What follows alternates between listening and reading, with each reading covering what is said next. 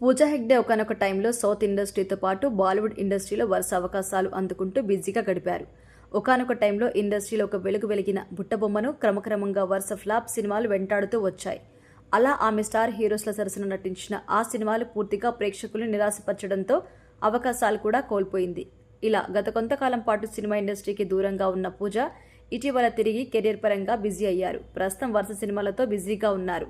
అయితే లోకేష్ కనకరాజ్ దర్శకత్వంలో రజనీకాంత్ హీరోగా నటించిన సినిమా కూలీ ఆగస్టు 14న ఈ సినిమా తెలుగు, తమిళ, హిందీ భాషల్లో రిలీజ్ కాబోతుంది. ఇక ఈ సినిమాలో ఇతర భాషా హీరోస్ కూడా భాగమైన విషయం తెలిసిందే. ఇక ఈ సినిమాలో స్పెషల్ సాంగ్లో పూజా హెగ్డే నటించిన విషయం తెలిసిందే. మోనికా అంటూ సాగే పాటను ఇటీవల రిలీజ్ చేశారు. ఇందులో పూజ అద్భుతమైన పర్ఫార్మెన్స్ ప్రేక్షకుల్ని ఆకట్టుకుంది.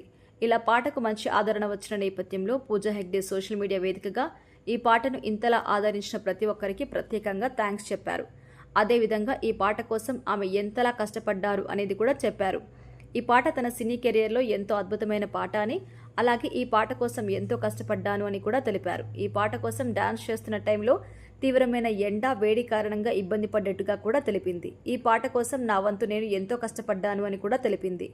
నేను మీ అందరికీ మాటిస్తున్నాను, ఖచ్చితంగా ఈ పాటను చూస్తూ థియేటర్లో మీరు కూడా డాన్స్ చేస్తారని తెలిపారు. అయితే ఈ పాట కోసం తాను ఎంత కష్టపడ్డాను అనే విషయం కూడా తన ఇన్స్టా ద్వారా వీడియోలను షేర్ చేశారు. ప్రజెంట్ ఇవి వైరల్ అవుతున్నాయి. ఈ వీడియో చూస్తుంటే పూజ మాత్రం ఈ పాట కోసం చాలా కష్టపడ్డారని తెలుస్తుంది. అయితే పూజ ఇలా సినిమాలో స్పెషల్ సాంగ్ చేయటం ఇది ఫస్ట్ టైం కాదు. గతంలో రంగస్థలం సినిమాలో కూడా చేశారు. అలాగే F3 సినిమాలో కూడా చేశారు. మరి మోనికా పాట పూజా హెగ్డేకి ఎలాంటి క్రెడిట్ తీసుకొస్తుందో చూడాలి.